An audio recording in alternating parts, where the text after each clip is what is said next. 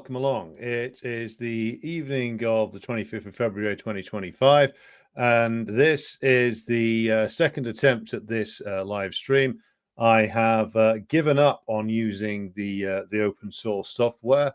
As you can see, I've gone back to the corporate overlords because, quite frankly, the open source software absolutely just does not work. It lags absurdly. This image you're seeing now seems to be much better. The sound is much better. Like, there's a reason why the open source software is not that popular. It's because either I can't make it work, which is eminently possible, I'm not a tech genius, or it's utter fucking crap. This is the same internet connection as the open source software had, and yet that one was lags to fuck and basically is unusable. So I got to go back to using this thing, which costs more, but apparently you can actually at least hear me on this, and it doesn't work as it doesn't create a horrendous stuttering mess, which the other one does. So I apologize for the previous stream not working. It is an attempt to escape the clutches of big tech ends in failure because the open source stuff is fucking crap. So there you go. So with that rather bitter homily aside, we will begin. And we begin tonight with, of course, as this retitled live stream will show you, the title is Bernie the Banderite and Other Socdem Crimes. Now, Mr. Sanders, or Saint Bernard of Burlington, or the Saint of Vermont, has been going around bemoaning the many crimes of a certain President Trump, or Comrade Donald, as those of us in the know like to call him, for cutting things from US aid. Sanders is going on another one of his utterly treacherous tours of the United States, basically doing sort of left washing for the Democratic Party and saying, hey, Trump's bad. And of course, the usual suspects are getting excited about him again, and they really shouldn't. But he's not alone in going out there and shilling for the Democratic Party and ultimately shilling for the continuation of the Ukraine war. Various numbers of his old fan base have, with a good deal of justification, called him a miserable sellout, a traitor, an imperialist, a neocon. All of the above and more. Of course, he deserves all the epithets that are thrown at him.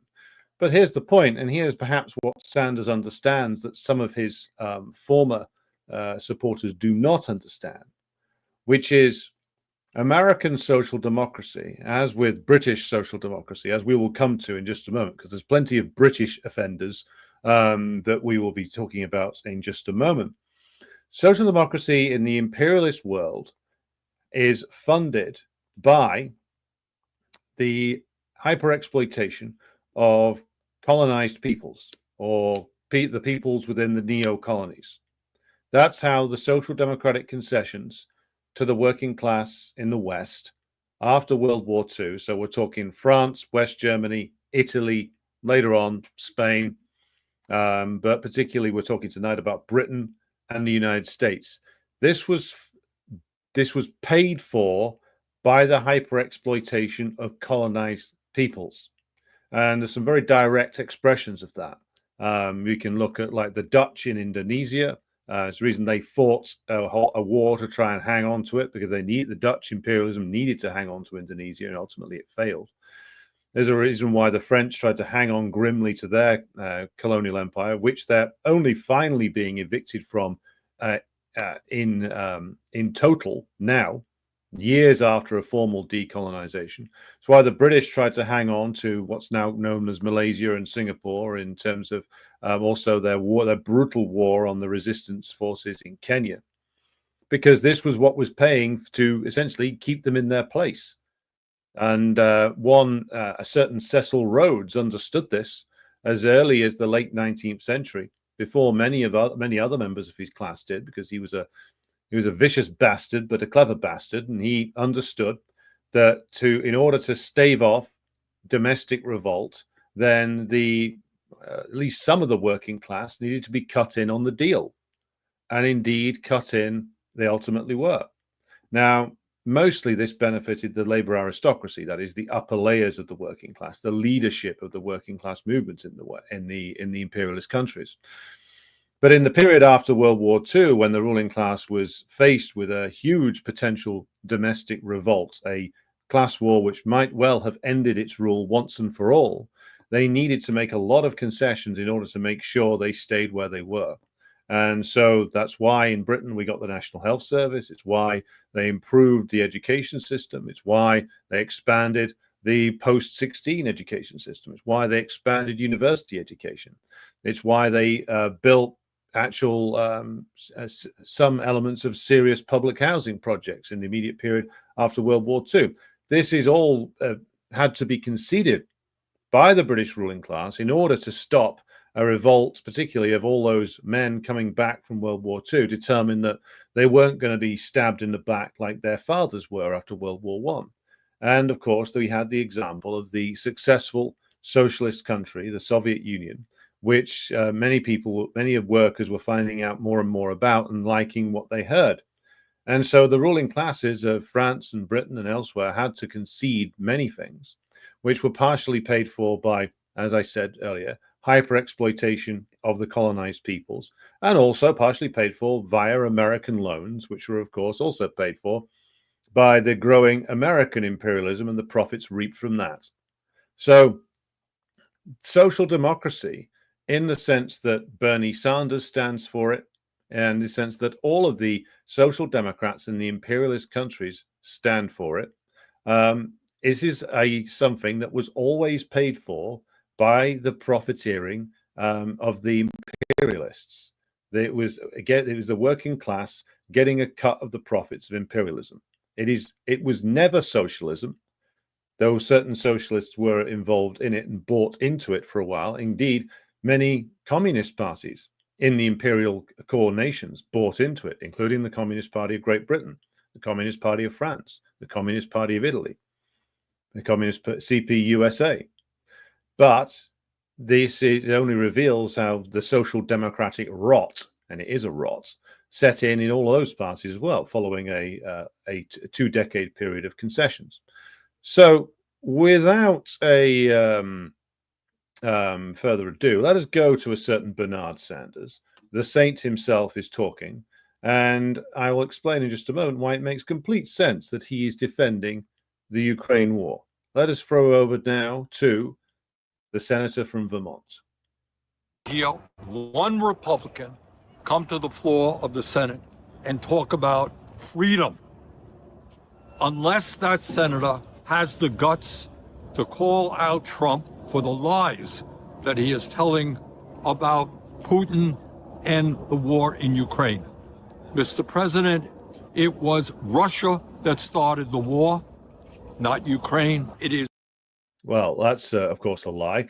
The war started in 2014, and it was a revolt of the Eastern Ukrainian working class against a coup that removed the president who had been elected in a bourgeois democratic fashion, Yanukovych, and imposed a junta that was put in power by armed fascist bands. And the first things that they did were to attack the working class movement and burn a bunch of communist and socialist demonstrators who were demonstrating against the fascist coup. They chased them into the trade union hall in Odessa, and they burnt it. And they killed many people on that day. And the revolt in the East was as a result of that. What's Bernie got to say about the attacks of the pro-NATO fascist regime on the people of the east of Ukraine who rose in revolt against a coup which toppled their government? Nothing. Bernie's got fuck all to say about that because he's a liar. Putin who is the dictator, not Zelensky. This country must not align itself with Putin and authoritarianism. We must fight for democracy all over the world. Apparently, this is paid for by the friends of Bernie Sanders. I'm not sure who those friends are. Maybe Raytheon and Lockheed Martin. But anyway, the United States must not align itself with authoritarianism. Well, why not, Bernie? It's done that very successfully for well over a century now. Why wouldn't it align itself with authoritarians, whatever the fuck that means? And by the way, seeing as we're talking about this, when a bourgeois politician like Bernie Sanders, and Bernie Sanders is a bourgeois politician, starts babbling and raving about authoritarianism, what does he mean? Well, he means the same thing that Joe Biden or Barack Obama or George W. Bush would mean. The real beef they've got with Vladimir Putin is that he tried to put, and did successfully in the end, put certain rules with regard to how the capital out of the imperialist nations could enter into the Russian Federation, and he wanted to stop the foreign capital, specifically from the imperialist countries, being used to annihilate domestic industries inside the Russian Federation. Now, it took Putin a long time to properly learn this lesson, as he has admitted to in various speeches he has given over the last 2 years. They failed to realize just what the capital from the imperialist nations was doing in their country, or didn't want to realize it, and finally were forced to realize it by the sanctions regime that was started to be brought in after 2014. So the authoritarianism that the bourgeois politicians of the imperialist countries go on and on about is Putin and the Putin systems placing of some restrictions on how foreign capital was to operate in Russia, and his repression of people like Khodorkovsky, who was a US and British intelligence asset. So that's the authoritarianism that Sanders is complaining about. Now, Vladimir Putin rules by the constitution imposed on Russia by Yeltsin in 1993, a constitution which is Bonapartist. But who approved of that constitution? Bill Clinton and the entire government of the United States. Why? Because it was their guy, Yeltsin, who was imposing it on Russia, and it was going to be used to push through privatizations and a fire sale of the state assets built up under the socialist system there. So they were fully on board with the authoritarianism of Yeltsin when it was working in their favor. Of course, they were not on board as soon as Putin moved the slightest bit away from it. So that's what good old Bernie's talking about there. But again, it makes complete sense that Sanders would do this, because Sanders, whether he understands this or not, I don't know. I can't see inside the man's mind, and perhaps it's thankful that I can't. I should be thankful that I can't. But he does understand that the system is in crisis, and that the concessions that were made to previous generations can no longer be made. And he understands, I think, enough about where those concessions came from and how they were paid for to realize that there is a direct interest for people like him in breaking up and destroying the government of the Russian Federation and allowing US capital to enter the Russian Federation in an unrestricted fashion in order to asset strip it. I think that Bernie Sanders is not stupid. I think he understands perfectly where the money comes from that paid for the social democratic reform period, starting with Roosevelt and going through to Johnson in the United States. I think he understands completely where that money came from. I think he understands completely that US imperialism has to be revived by destroying its major rivals in the form of its peer powers in the form of Russia and China, and to a lesser extent Iran. So when Bernie Sanders starts babbling and raving about standing up for democracy everywhere, what he's doing is he's basically being the left cover for the rabid aggression of a crisis-riddled US imperialism. And that is exactly what a social democrat always does. So it makes complete sense that Sanders is doing this. It's completely within his history, and it's completely within the scope of Western social democracy to do this. Western social democracy was paid for by the brutish exploitation of the peoples of the colonized nations of the world. And that is the only way that it could ever return to the imperialist nations. It's not going to come by Bernie fucking Sanders or Jeremy fucking Corbyn fiddling around the edges. It's going to come via a vast injection of what we call super profits into the system, out of which Bernie and co hope that they can secure a cut, at least for the upper end of the Labour aristocracy, and of course, a cut for Bernie himself. So that is the good senator from Vermont. That is, of course, the way he has always fucking been. He has backed every single US imperialist war, starting with the Balkan Wars of the mid-90s, going through to the war on Serbia over Kosovo in 1999, going through to the war on Libya, the war on Syria. You name it, Bernie's in favor of it. The only war he differed with them on was the Iraq war. And we can go into that in a future episode because it's interesting to see like exactly what provoked the differences there. But Bernie Sanders, of course, voted for the so-called Iraq Liberation Act under Bill Clinton. Bernie Sanders also urged the American working class to vote for Bill Clinton, Barack Obama, and Joe fucking Biden. Joe fucking Biden, by the way, who was the biggest strike breaker in recent US history since the days of Ronald Reagan. So that's your man. That's your man, Bernie Sanders, the fanfare of the American common man. Easy fuck. Right. So let's now proceed back across the Atlantic to the land of perfidious Albion, a mysterious land shrouded in mystery, bullshitting, and ruled over by a vampiric caste of psychotic paedophile elites. Now, the British ruling class are, if anything, even more unified and determined to carry on the war in Ukraine. Now, how is it that we know that they are seriously cracking the whip across the entirety of the political and media system? Well, it's because all of the stooges of the British ruling class in bourgeois politics are out and about this weekend screaming their allegiance to imperialism and trying to encourage the working class of this country to join them in their orgy of imperialist demagoguery. So first up and first out of the gate, we have the usual suspects. And I mention, of course, no less a person than Angela Rayner, who is, of course, a MP just up the road from me.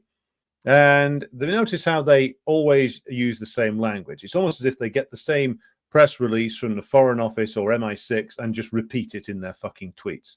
So today marks 3 years since Putin launched his unprovoked and illegal full-scale invasion of Ukraine. How many countries has Britain invaded or intervened in a way that is totally contrary to utterly bullshit system of international law, Angela? Do you know? Do you care? I don't think you do you? So unprovoked. Well, we've already talked about this. As even people like Kaya Kallas have admitted, the war in Ukraine was designed specifically to defeat the Russian Federation and break it up. And Kaya Kallas isn't just some nobody from Estonia. Well, maybe she is, but she represents the foreign policy positions of the European Union, meaning basically she does what the Germans and the French tell her to. So the war was always about breaking up Russia. The war was always about, at the very least, causing a color revolution in Russia and bringing back Yeltsinism. So Angela Rayner is, of course, lying, and maybe she doesn't even know that. When in that case, no investigation, no right to speak. Fuck off. Right. And by the way, it wasn't a full-scale invasion. It was a limited special military operation that was designed to trigger a negotiation that would do a deal that would enable the Russian Federation to basically get away with doing the bare minimum. That's what the Russian government wanted to do. They wanted to end the war in the Donbass, the two Donbass republics, secure the hold over Crimea, and do a deal which enabled them to keep open their relations with the West, because that's what the Russian capitalist class wanted. The last people who wanted the war in Ukraine were actually the Russian capitalist class. The Russian Communist Party, the KPRF, had been pushing for a military operation against the Banderite regime of Kiev for nearly a decade. But the Russian capitalist class did not want it. So anyway, we go back to Angela Rayner. As Ukrainians continue to bravely repel Russian aggression and defend democracy, the UK's commitment to Ukraine remains resolute. And she ends with the fascist slogan, because after all, social democracy is objectively the moderate wing of fascism, as of course the late great Joseph Stalin always is there to remind us about. So from Rayner, this shouldn't be a surprise. This woman sold her soul to the British ruling class many, many years ago, though not after she'd, of course, mortgaged it to the unison bureaucracy first. So this is standard stuff from the Labour Party. This tweet looks like it was either written by MI6 or Paul Mason, though some might say, what's the difference? From the Labour Party, you would absolutely expect this. But the interesting thing is that the Labour Party is far more unified over Ukraine than it is over even the Gaza war. Over the Gaza war, you saw some differences within the Labour Party and within the other parties that were going to feature in the what I'm going to call the roll call of shame. Now, we will get to questions later because I see that there are some in the chat. So I'll get to that in just a moment. But I want to run through this this shame gallery for now. So why is it then that the Labour Party and all of its different factions, all of which are completely treacherous and you wouldn't trust them as far as you could throw them, why are they all unified over the Ukraine question, but they are not anywhere near as unified over the question of Israel? It's an interesting question. Now, I would argue that the British ruling class themselves are completely unified, or have been at least for the last 10 years, over the question of Ukraine. They see it as absolutely crucial to turn Ukraine into a military battering ram to use against the Russian Federation and to provoke the war that did indeed start, or escalate, I should say, in 2022. They are unified about it because they see, and they are correct in this analysis, that the only way they can possibly revive British imperialism is by taking out the big nations that have a lot of natural resources that can be subjected to hyper exploitation by British companies. That's what the war in Ukraine is ultimately about. Unless you properly understand British imperialism, its crisis-riddled nature, you will not understand why the British ruling class are so determined to keep this war going at all costs, and why they have cracked the whip so relentlessly against any dissent upon this within Parliament. You notice that the wretched den of thieves and sex offenders known as the House of Commons is absolutely unified on this question. Everybody from Zara Sultana and Richard Sawdust Brain Burgeon on the left to the likes of Nigel Farage on the right. Farage dissented for a while, but he's quickly got into line. He got the call from the Foreign Office and the briefing, and he knows which side his bread is buttered, does Nigel. So he's fallen into line as well, despite the fact that his buddy Trump is allegedly pushing for peace, about which more tomorrow on the Decline and Fall show. So the crucialness of the Ukraine war cannot be underestimated. The British ruling class need this war to work. If it doesn't work, or if it ends and they're seen to lose, that is another blow against the decaying mess that is British imperialism.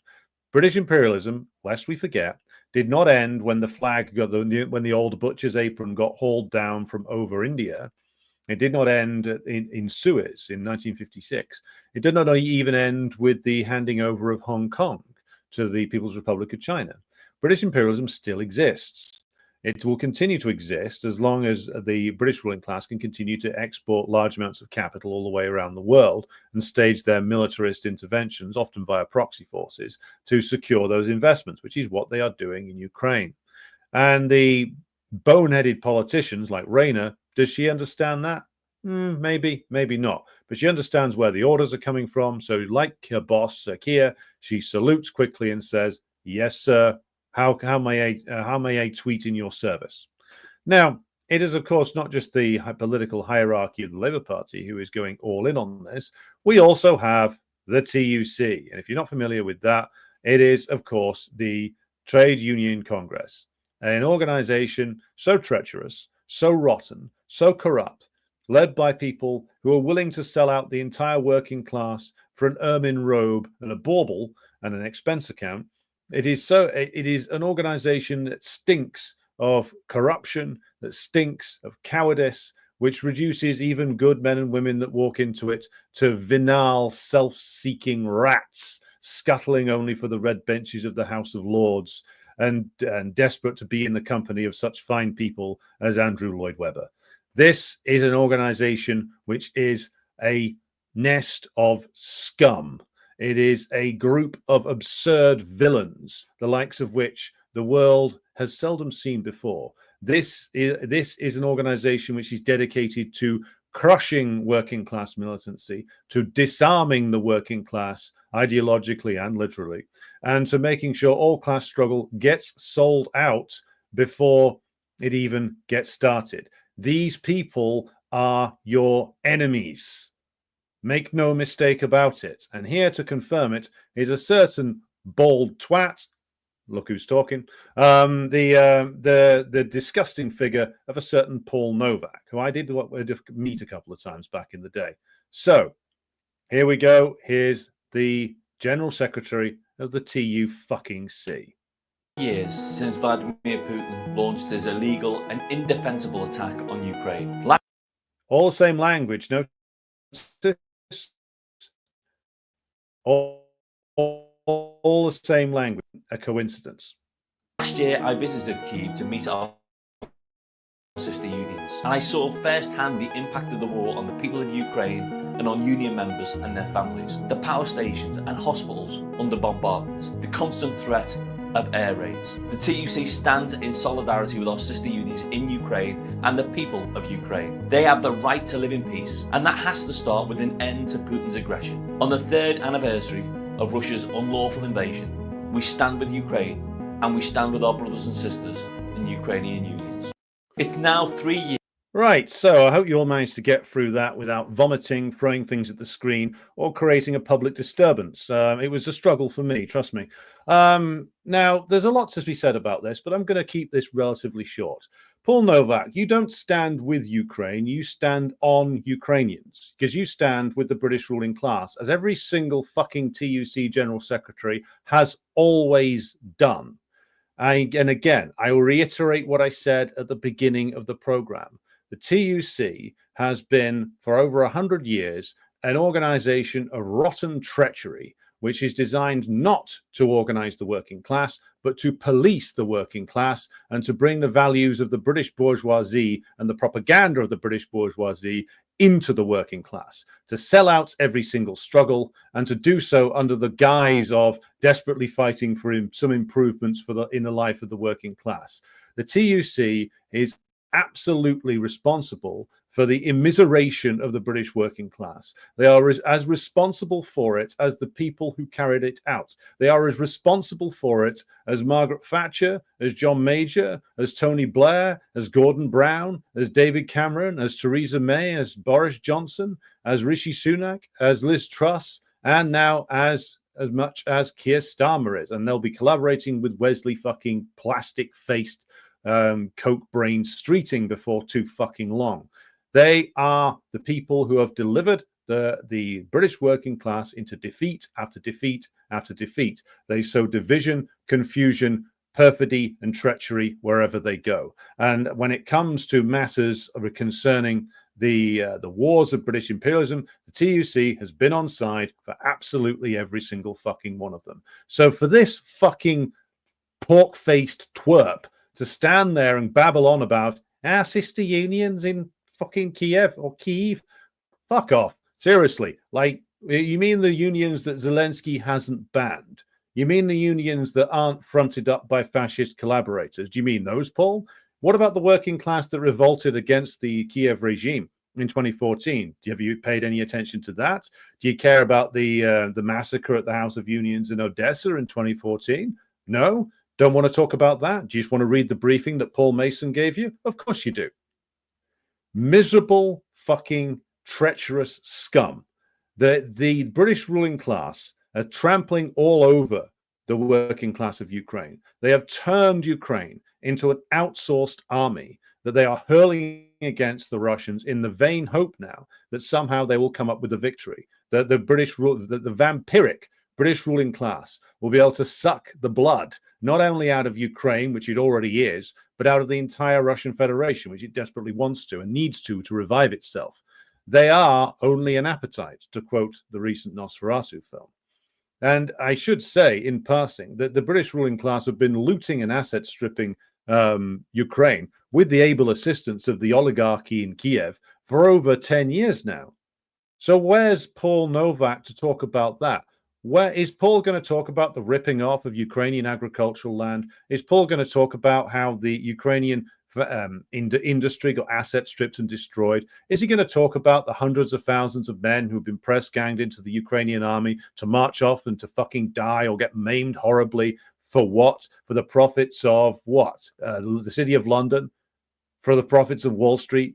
for the profits of Dutch agricultural companies, for the profits of French agricultural companies? Is Paul Novak going to talk about any of that? Of course he's fucking not, because he's there fronting up for the British ruling class, not the working class here, but the people he really serves. The TUC is our enemy. Its leaders are our enemies.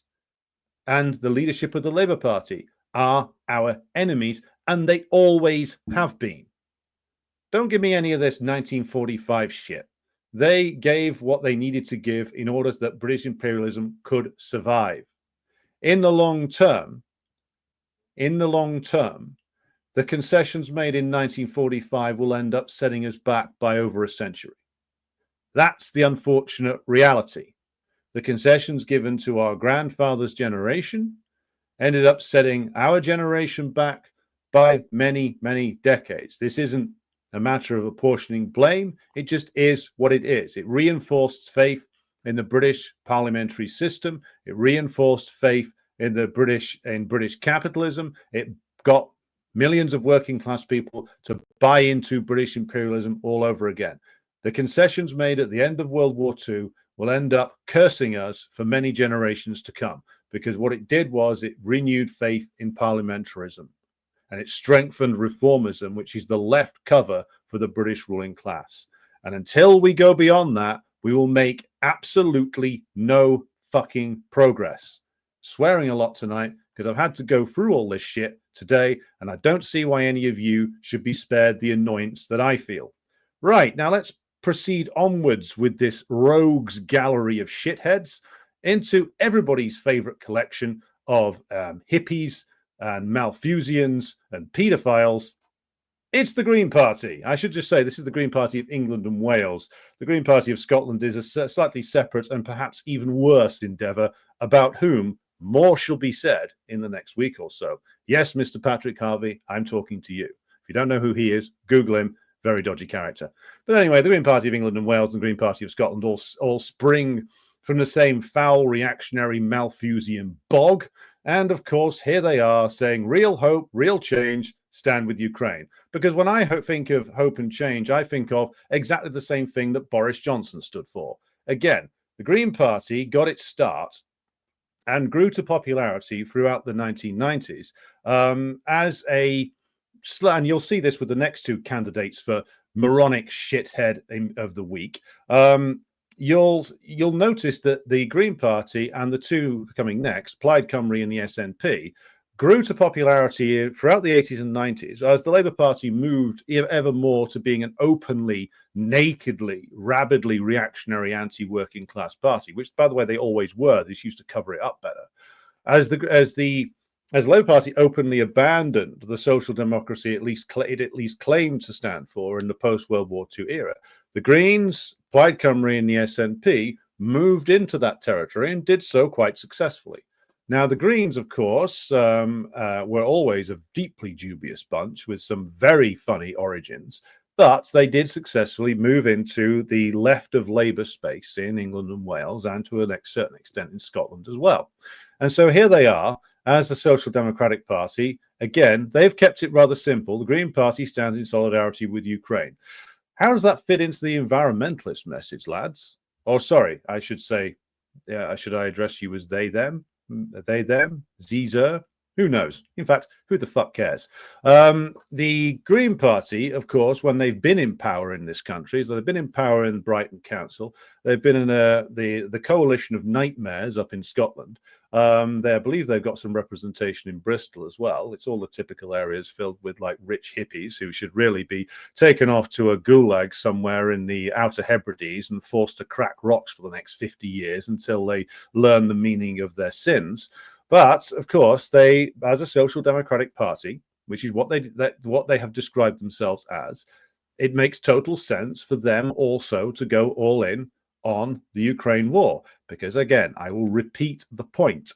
Unless British imperialism gets its hands on the kind of profits it can only get by the breaking up and the destruction of Russia, then there will be no revival of social democracy. Cecil Rhodes understood it much better than these clowns today. At least he was open about it. These clowns just are doing what they are told. The ruling class has cracked the whip. All the clowns, all the miserable slaves are jumping to attention and saying, yes, sir. Now, talking of miserable slaves, here's some more.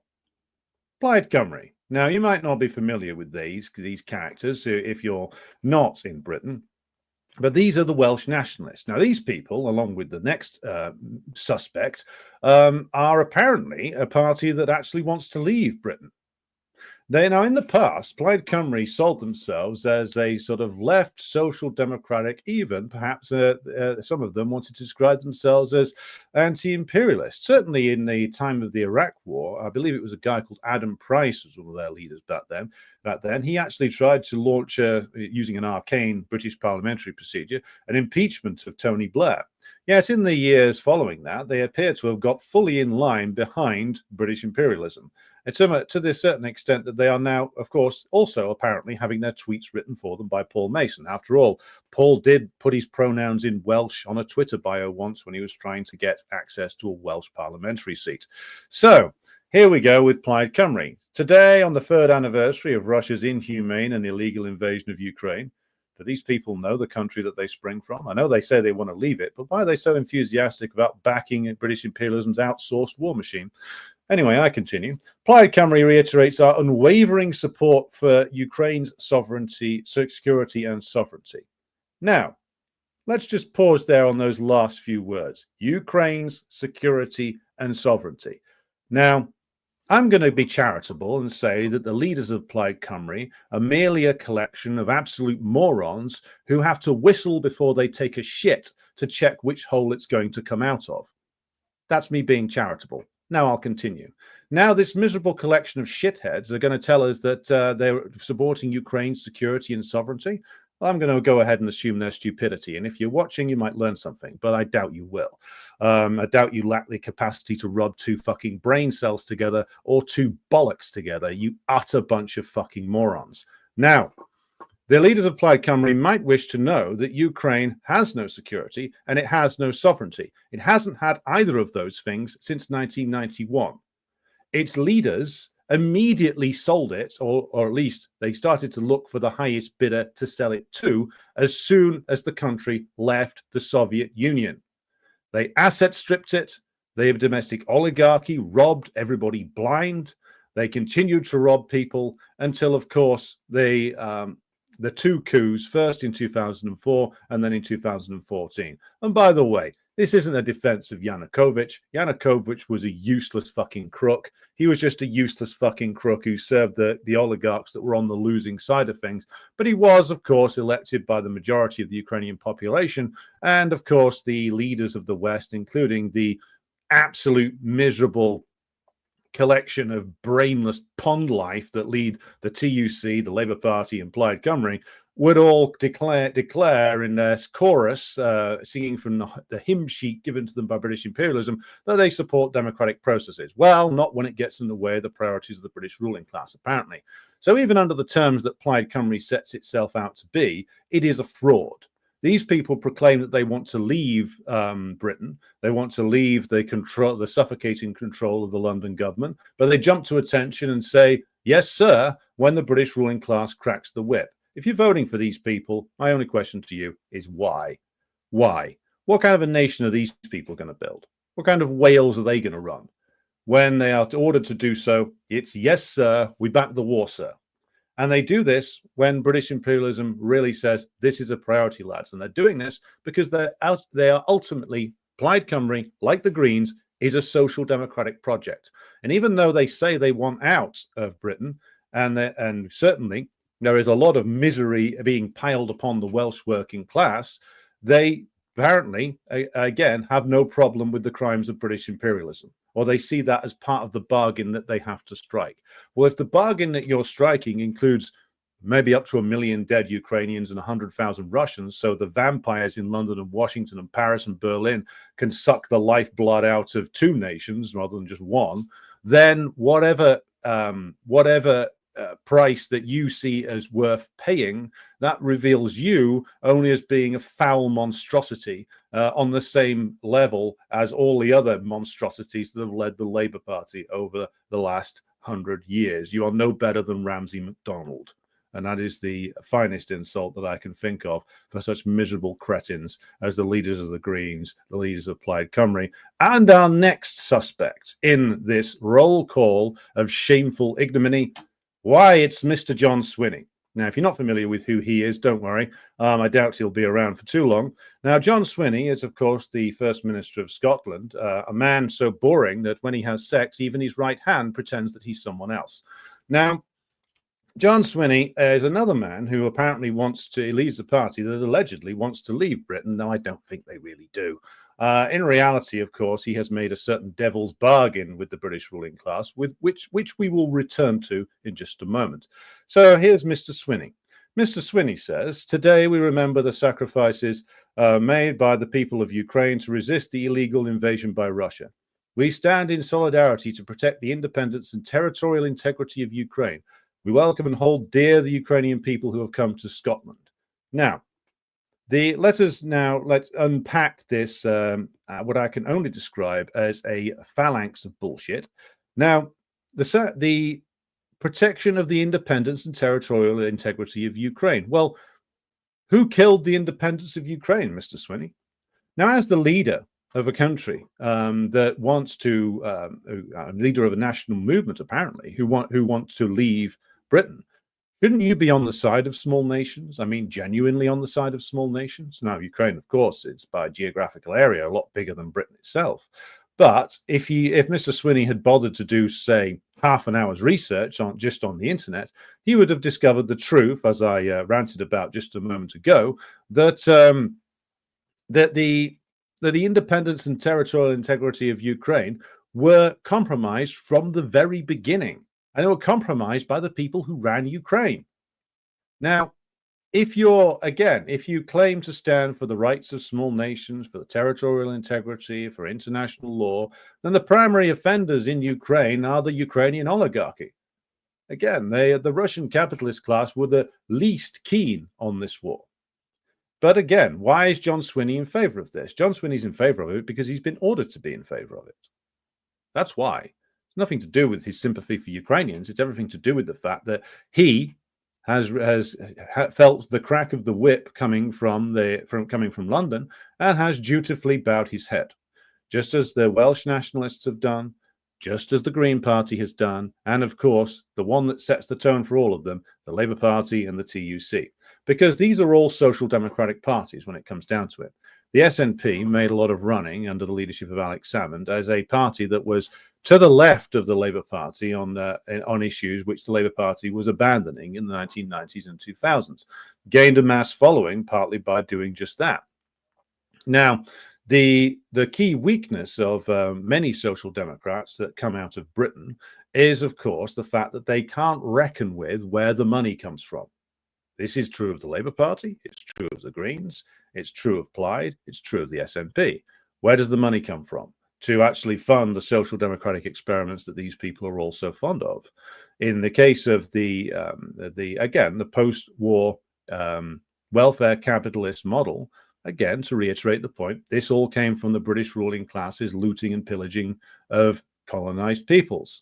And so if there's ever going to be a revival in terms of money for Mr. Swinney and his particular project, about which more in a moment, it has to come from the London government, and that has to come from the revival of British imperialism. Because Mr. Swinney's project isn't actually Scottish independence, not really. He's not actually interested in that. I'd have a bit more respect for him, even if I don't agree with him, if that was what he was after. Now, the late Alex Salmond, I have to say, was in favour of Scottish independence and was, I think, quite genuinely in favour of it. That is why, of course, the British ruling class stitched him up and tried to send him to prison, as former British diplomat Craig Murray revealed and exposed when covering Salmond's fraud of a trial. Now, Salmond's successors who run the SNP are an altogether more crooked bunch than he, in the fact that Sturgeon, Swinney, and others did what appears to be a very dirty deal with the British ruling class in the form of essentially being allowed to run the Scottish government in return for not making too much trouble. And in return for not making too much trouble, they get to play the play act being the leaders of a country. Now, that is, of course, they're the first to do that. The Catalan nationalists under Carlos Puigdemont did something similar a few years ago.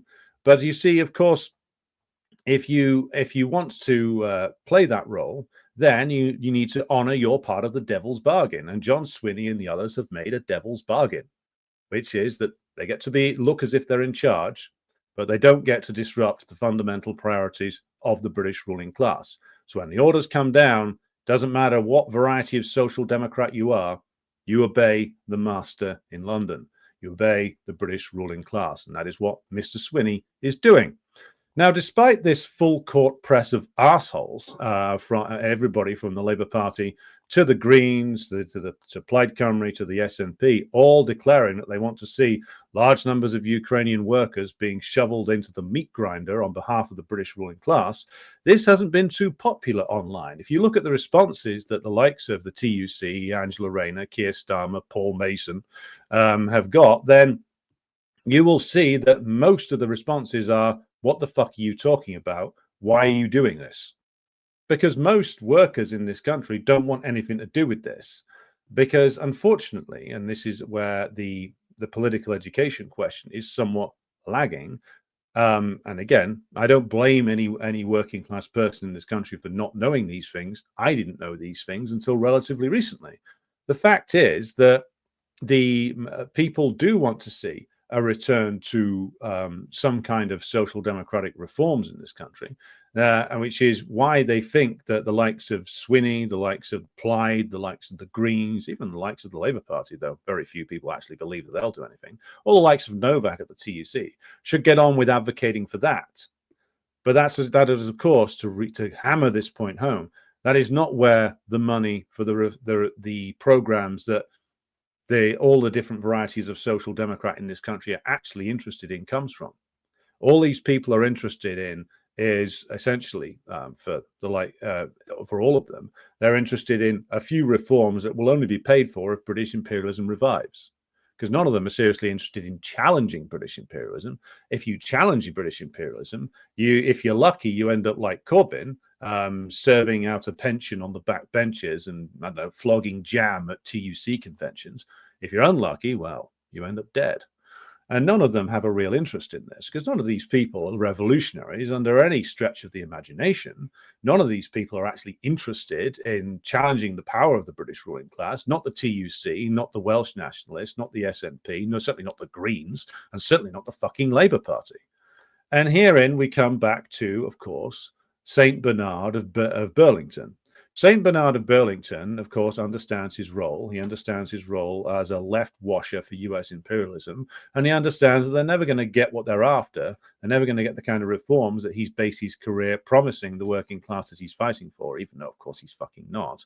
That they're never even going to get like the steam off the ruling class's piss unless Russia is destroyed, unless China is destroyed. That's what all these people are after, whether they admit to it or not, whether they understand what they're doing or not. The projects that all of these people, all of this foul rogues gallery that we have been through tonight, what they are after is essentially a bigger slice of the profits of empire. That's what they're chasing. Now, if you're invested in any of these parties, and I struggle to see why anybody still would be, what you're being sold is a con, a lie. There can be no social democratic revival. In America, in Britain, in France, in Germany, Italy, Spain, Portugal, Netherlands, Belgium, Nordic countries. Do you want me to continue? I can if you like. There will be no social democratic revival. It's not coming back. The choice now is not between a return to welfare capitalism and reforms. That choice is not available to us. The sooner we all realize that the choice now is not between some fiddling round the edges or some reformist project. The choice now is between whether we have socialism or barbarism. Currently, we have ever escalating barbarism, both both in foreign countries, imposed by British imperialism and American imperialism, and French imperialism and German imperialism. They are imposing barbarism on Ukraine. They want to impose barbarism on China. They want to impose barbarism on Iran. They have imposed barbarism on Syria. They want to do it everywhere they possibly can, to drain the lifeblood out of every nation, to suck it dry. That is what they want to do. And the Social Democrats, regardless of what particular flavor of shit they come in, are there to help them. And they will do so whilst relentlessly betraying every single case of working class uprisings in the homeland.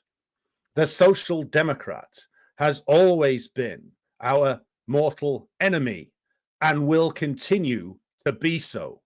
So wake the fuck up. 1945 is not returning, nor should we wish it to. The choice now is a fight between barbarism of the ruling classes of the imperialist nations and socialism, which can only be brought about by their removal. And the sooner everybody embraces that fact, the easier life will be, not in the short term or even in the medium term, but in the long term.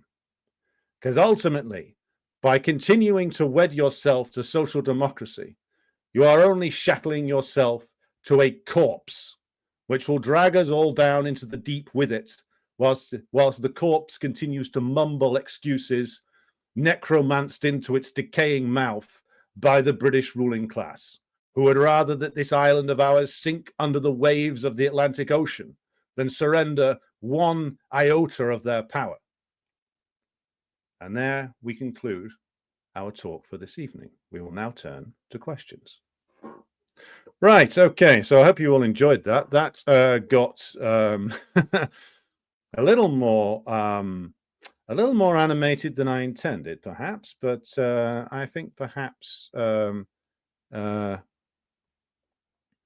little more a little more animated than I intended. But then again, I have been reading through the noxious crap of social democrats on both sides of the Atlantic for the last few hours, and therefore I wanted to share this particular horror with all of you. Now, here we go. Greetings to those in the chat. Greetings to Morgan. Greetings to Daniel. Greetings to Alistair, Almir, Ash down under, Jerry, David King, Christopher Rogers, Svetlana over in Moscow, Lee, and Victor, and Luca, and N. Minkovsky, and Comrade Ian Foster, and Rob and Beans over there on the wrong side of the Pennines, and Will Johnson, Bob Parr down under. We've got Sunshu, we've got Imsyuvt. I apologize if I have mispronounced or in any way mangled your name. We have Scott, we have Davey out there in Wales, we have Heidi, we have Mutanda, we have Irish Partisan, who is, of course, I'm going to put this comment on the screen, rightly quoting the great words of the immortal Irish revolutionary James Connolly, who said that the Labour Party, the British Labour Party, was incapable of addressing the needs of the working class. The workers' movement independence of the British Labour Party must be set up. 100 and odd years later, and the words of Connolly have still to be fulfilled. And the power of his words remain because, of course, he spoke the truth and knew it before so many others did. Good evening to Bishi and to, who else we got? Thomas Wolfe. Christopher Rogers quite rightly mentioned John McDonnell, who I could have done a whole program on that motherfucker on his own self. John McDonnell was, of course, there pimping for the British ruling class in London this weekend at the what I'm going to describe as the assemblage of Trotskyite buffoons and traitors. Of course, John McDonnell is a Trotskyite buffoon, a left anti-communist, a miserable whinging tosser of the lowest possible kind, a snake, a viper, a rat, a worm, a man who with no soul, with no spine, with no balls, with no brains. That is John McDonnell. He still blocked me on Twitter, by the way. John, by the way, if you're watching the program, and I know you secretly do, you're welcome on the show anytime. Right. Hello to Anthony in Prague. Hello to James Goblin. Hello to Maxwell J. Hello to Guy Schur. Hello to Almir in the once and future Yugoslavia. Hello to Ogas Cybernetics. And hello to Florida Man. Greetings to you out there in Tampa. How's the weather over there? Hello to Aziz. Hello to Vera. Hello to Morgan and Alexander Lukta. I'm speeding through comments because I've got like 20 other things to do today. I do apologize for the rather rushed nature of this, but then again, technical problems will bedevil us. So, Ash says the fact that Sanders launched a tour similar to Jill Stein and Sharma Sawant to undermine them says a lot about Socdems and Trots. Yes, the Socdems will routinely lie to you. The Trots will lie on behalf of the Socdems. But yes, Ash's point is completely correct. Anything which might challenge the hegemony of the Democratic Party, Bernie fucking Sanders is there trying to stop it happening. Hello to Jenny, our moderator. And hello to Abtin. Good to see you here, comrade. Hello to Alan Smith. Hello to Albert. Hello to Jace Hart.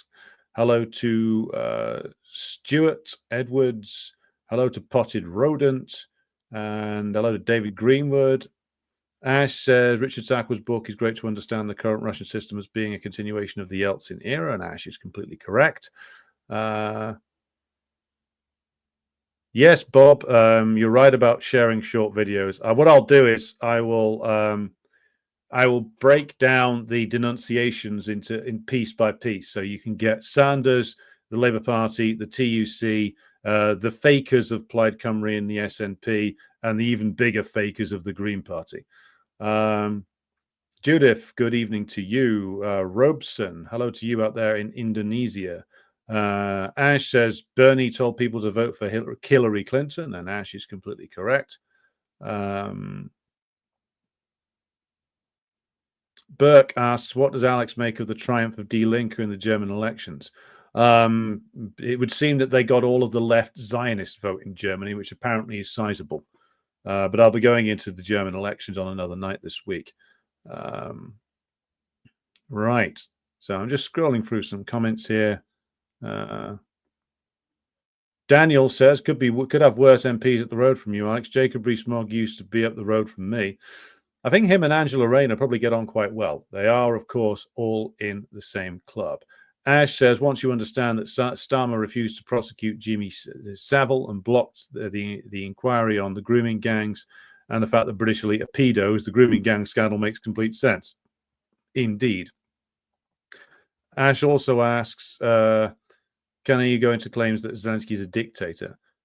Well, I mean, yeah, he's ruling via martial law and has overstayed his term by a year. He's banned opposition parties, he's banned independent trade unions, and he's sold the country off to Western interests, having systematically lied about his intentions in order to get a mandate. He's ruled via decree, basically, for the entirety of the war. So he's far more fitting of the dictator description, even under the terms outlined by liberalism, than Putin is, because he has no mandate now. He's ruling by decree and martial law.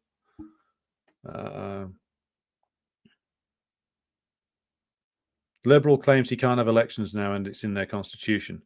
Well, I would say this about the fact. The Russians managed to hold referendums in the areas of the country that they have taken control of, that were periodically shelled by the NATO forces a couple of years ago when they voted to join the Russian Federation. So if the Russians can do that and get a high participation rate, why can the same not be done across Ukraine? Given that most of Ukraine isn't under Russian bombardment. So why can't Zelensky hold an election in Ukraine, given that the Russians managed to hold referendums in the parts of Ukraine that have now joined the Russian Federation? Do I know why RT and Sputnik didn't cover Nasrallah's funeral? Asked Judith. I didn't know that they had not covered it, so I'd need to look into it.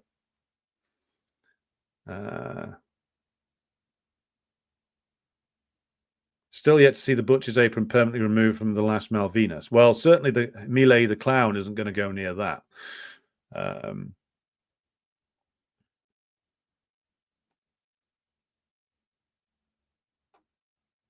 Ash says, my union in Australia also did this. One of the national organisers wrote multiple pieces justifying arming Ukraine. This person used to be one of those they, them, idpol freaks on the left a decade ago. Well, you know, you can be a they, them and still be rabidly in favour of imperialism. Lots of people proving that at the moment. Daniel says, as plastic as Yeonmi Park. Alan Smith says, all the banning of left-wing parties by Zelensky. President Jesus says, I didn't care for the new Nosferatu. I may review it at some stage. I thought Skarsgård was very good as the Count.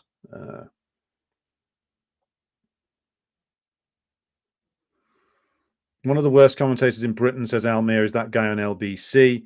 He was justifying overturning the Romanian elections. Oh, is that? What's his fucking name? Yeah. I'm trying to fucking remember now. It's been so long since you thought it. Yeah, James fucking O'Brien. Was it that twat? Yeah.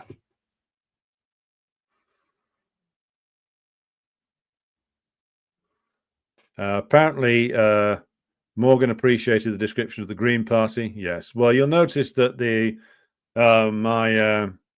programs where I just rant and rave are where I've been exposed to bourgeois politicians for prolonged periods of time. And yeah, the more you read about these people, the only conclusion you can possibly reach is that they all should be arrested and thrown in prison, at the very least, you know.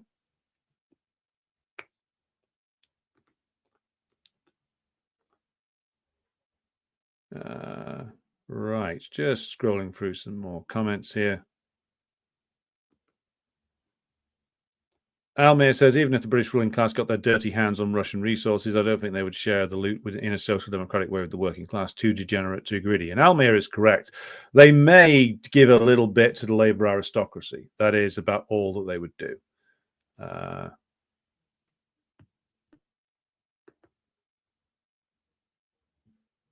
Apparently people like it when I get angry. I am the reverse of the Incredible Hulk.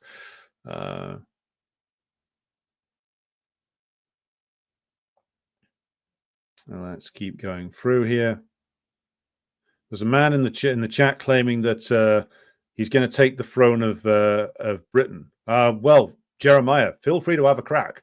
If you want to have a go at it, let us know where you're staging your rising, and I'll come down and do a live interview with you. It'll be entertaining, if nothing else.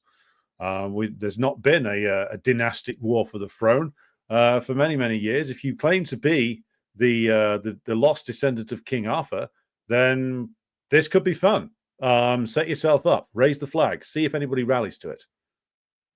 Theodosius 3 says Starmer should be arrested. Well, we agree on that particular point. Not quite sure where you're coming from, but if you're saying that Starmer belongs in jail, well, he certainly does. Christopher Rogers says, born and bred in South Wales, our Welsh Assembly is a fucking joke, as is the state of Wales itself. It's crumbling, but hey, Newport will host a big Pride event this year. Yeah, I mean, look, if you the point of devolution back in the 90s was because the British ruling class had no interest in the areas that it was devolving power to. And that's why the Labour Party is so keen on devolution for English regions. Because they've got no real fucking interest in doing anything positive in the Northwest, the Northeast, Yorkshire, or anywhere. The only difference between the bit of the ruling class that like virtue signals about urban regeneration or whatever the fuck the latest buzzword is, and the bit of the ruling class that is just in favor of Singapore on Thames, is that the people who are in favor of Singapore on Thames are a little bit more honest. The only real plan the British ruling class has is more special economic zones, more immiseration, and turning every city into tiny islands of wealth, where and then the mass of the working class population is pushed out from the decent areas into like an ever greater poverty-stricken series of outlying towns, which are kept sealed off from the islands of wealth. That's what so-called urban regeneration is now everywhere in Britain. It is the destruction of working class communities. It is wholesale gentrification. It is selling off of public assets. It is ever increasing house price bubbles. It is the systematic looting of every single public asset by property developers and their ilk. That's what regeneration means. And that's hooked onto so-called devolution. What they're devolving isn't power to do anything significant. What they're devolving is basically responsibility for administering the decline. 40 years ago, the Thatcher government had a plan to basically slowly abandon the English Northwest and other areas that were being deindustrialized. So the former industrial cores of Britain are like the English Northwest, Yorkshire, the English Northeast, the heavily industrialized areas of Scotland, the South Wales in terms of the coal mines, and the English Midlands as well, ultimately. As all of these places have been asset stripped and deindustrialized, the British ruling class have, of course, lost interest in them.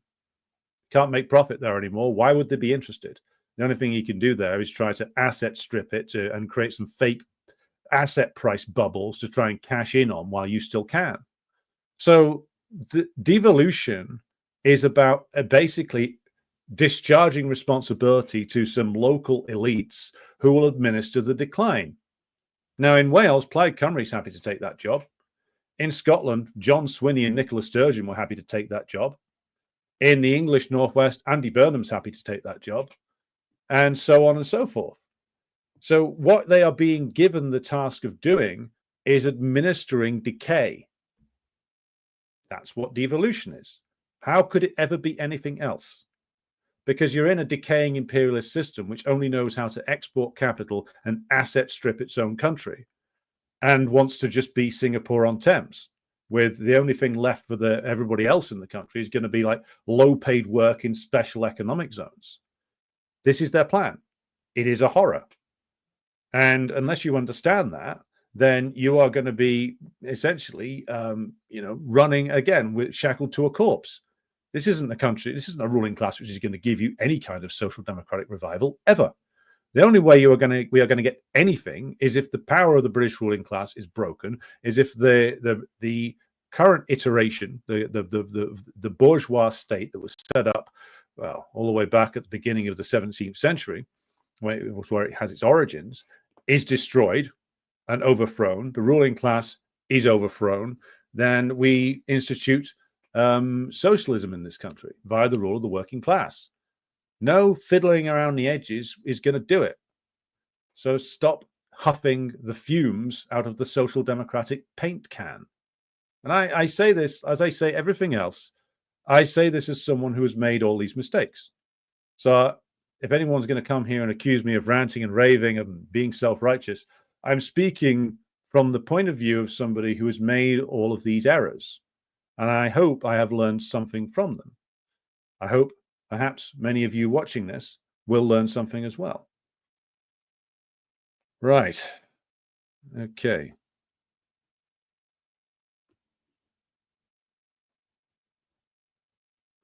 Okay, Jeremiah, just tell us when you're staging the uprising, mate.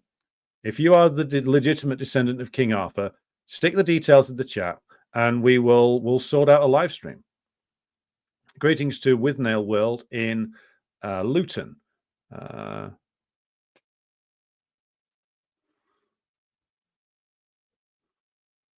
AJ Williamson says, I hate John McDonnell with a ferocious fury. I could do a whole show on that evil motherfucker. That guy, I mean, guys like that, they're worse than Jacob Rees-Mogg. Jacob Rees-Mogg is an open buffoon, an open reactionary buffoon. He's some Opus Dei freak.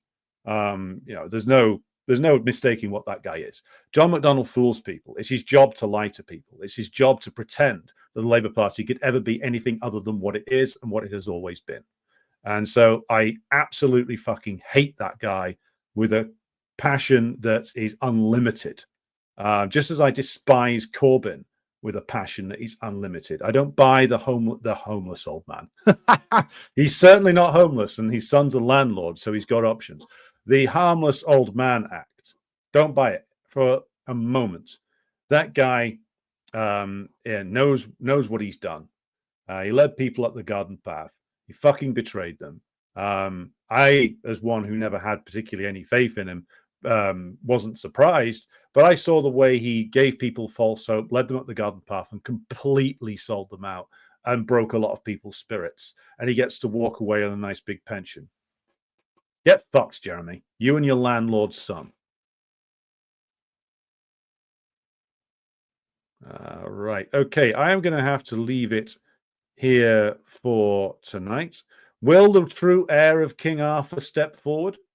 Will he challenge King Charles the Last for the British throne? All of these questions and more we hope will be answered on tomorrow's exciting installment, which is, of course, the Decline and Fall episode, which will come to you in the evening. So I hope that you'll join myself and our comrade and friend Kit Clarenberg for that one. But until next time, I will say good night to you all, and I will return to you tomorrow. And if you have any complaints about the content of this program, please email me at the usual address. I will do my best not to put these complaints immediately in the fucking bin. And by the way, if you're watching this and you're still in the Green Party, you should probably be arrested. Good night, everybody, and I'll see you again very soon.